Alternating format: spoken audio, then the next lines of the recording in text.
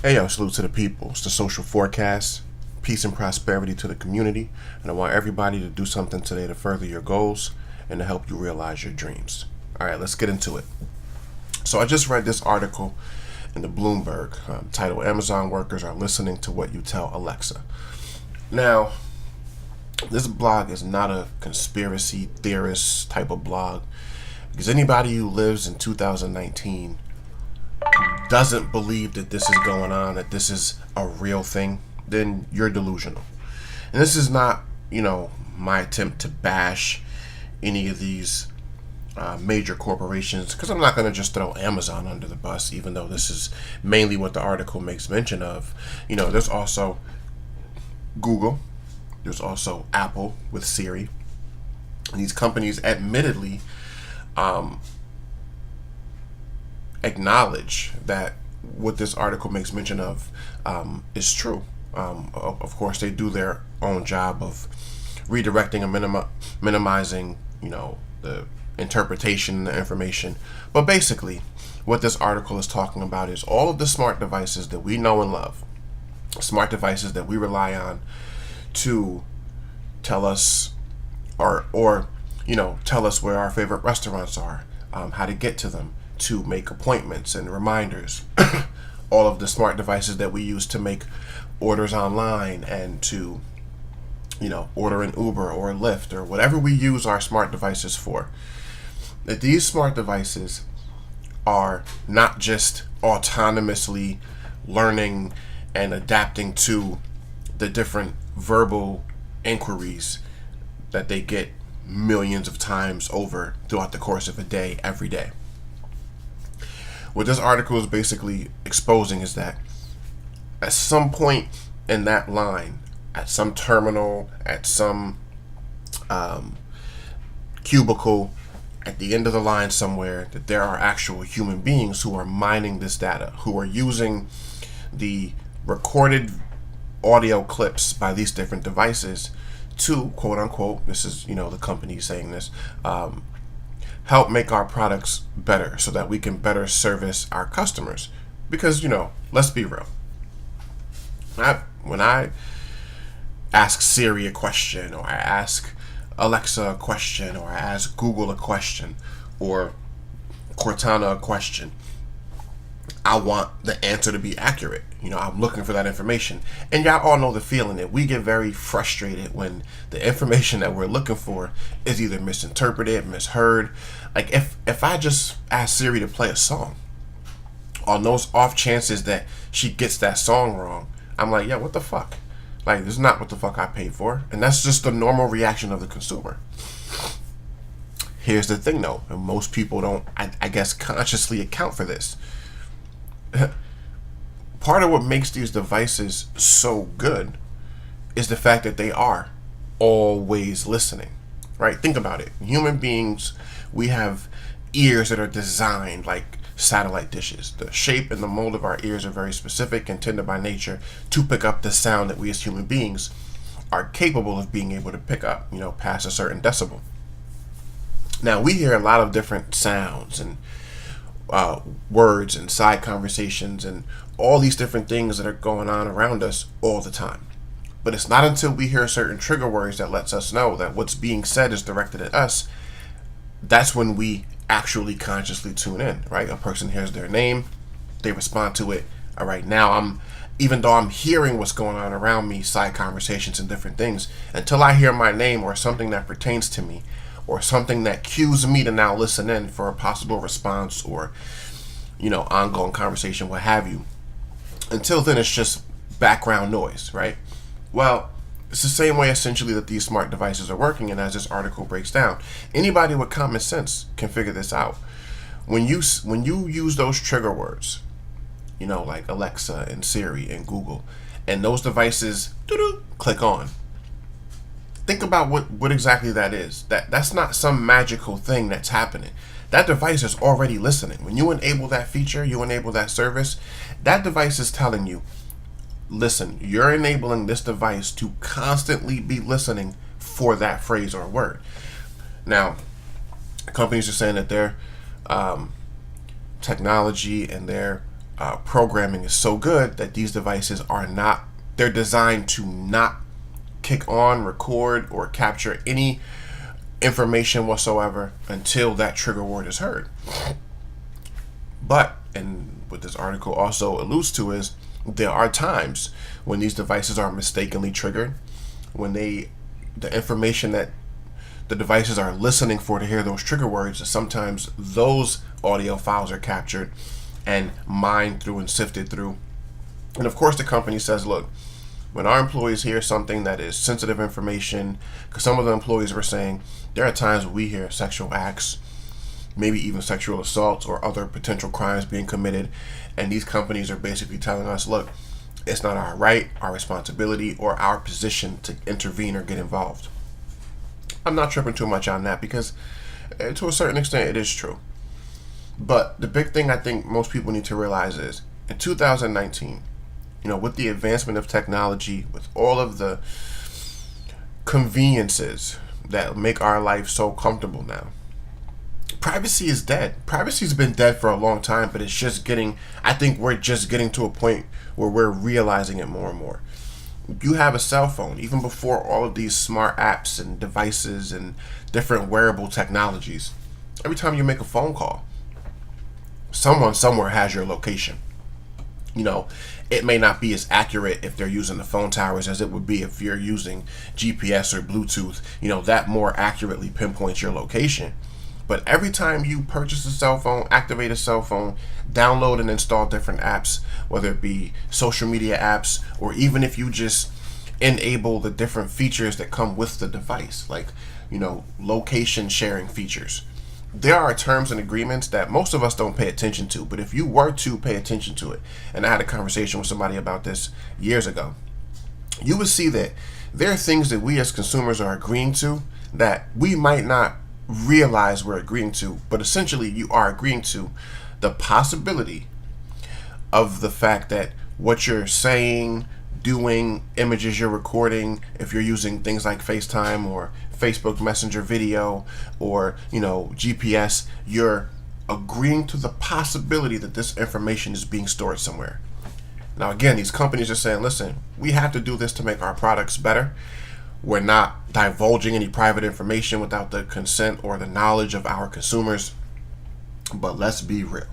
We live in a post 9/11 world. And for those of you old enough, like I am, to remember 9/11, shortly after 9/11, there was all types of legislation and laws that the government so conveniently and, for the peace of mind of the citizens, to say, listen, these things that we're doing now are in the interest of national security, right? You hear that a lot, more and more. And of course, to most people, that's the government's way of saying, listen, we're going to be infringing on some of your civil liberties, some of your privacies afforded to you by the Constitution. But listen, just so you know, help smooth it over. It's in the interest of national security.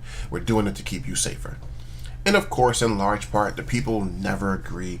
They never feel that that's the case because for the most part, we have the supposed vow and agreement from the government since this country's inception, since the creation of the Constitution, that Big Brother will leave us the fuck alone, let us live our lives for the most part in peace and in privacy, and that's it. But those days are fucking over. If these companies have access to information, there is going to come a point, and there are going to be times, and we have already seen it, where the government will come in and say, hey, we're investigating such and such, or XYZ is going on, or we think that there might possibly be terrorists communicating with each other and whatever. So in the interest of national security, or as part of this investigation, here's a court order to release such and such private information. And whatever citizens, get caught up in that net, cost of doing business.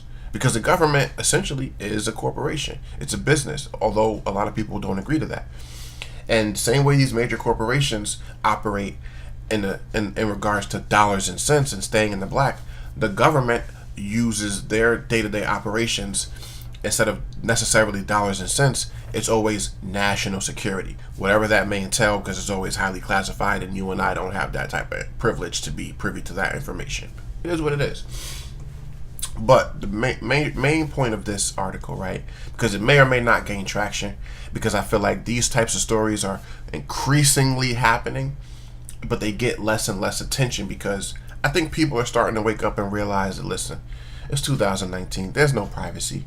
Everything you do, right? Even if you don't, even if you're a part of the older generation and you don't subscribe to all these new smart devices and computers and all this camera shit, you drive a car on the highway as a part of your commute to work every day, and you have an Easy Pass transponder in your car. For those of you who use Easy Pass, it may be called something else in other states. That's tracking your location. Essentially, if something happened, you went missing, or if you committed some kind of an interstate crime or whatever it is, and you were being searched for, they can look up that information. There are cameras and at toll booths all throughout this country, state to state. If you have a GPS navigation system in your car, essentially, you can be located, especially if you have a newer car. Even the cars are smart now. Nothing that we do, nowhere that we go, our credit cards that have chips in it that are designed to protect the integrity of our financial information are essentially trackers, right? That bank, if there's a fraudulent purchase, that bank knows where it happened down to the minute that it happened, no matter what city or country around the world. You don't think that that same information that is being stored somewhere can eventually, at some point, if it was necessary, be obtained and used by the government in whatever interest of national security they want to make it be about? And again, this is not a conspiracy theory. This is just the way that shit is in 2019. The only way to truly stay off the grid, like the only way, is to stay in your house. Nothing that you do, even just going to work now. A lot of companies are so forward and progressive and into technology now that, how you get paid is no longer like a paper check for a lot of companies. And, how you interact with that company and get your schedule and different things is all apps and websites now. Both of my jobs, I have apps where I can log in, see my hours, my pay stubs, any communications or PTO requests or anything I need to do is done through an app now. And that's going to increasingly be the case.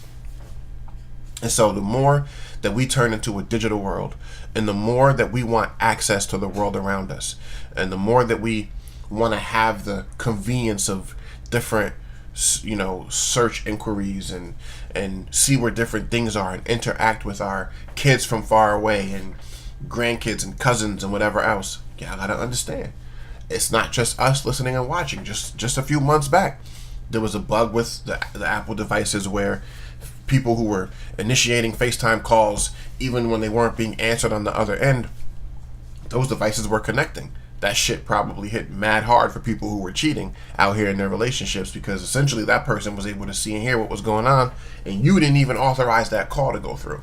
So understand, it's not always going to be about the government trying to interfere and have a look behind the curtain and into our window to see our dirty laundry.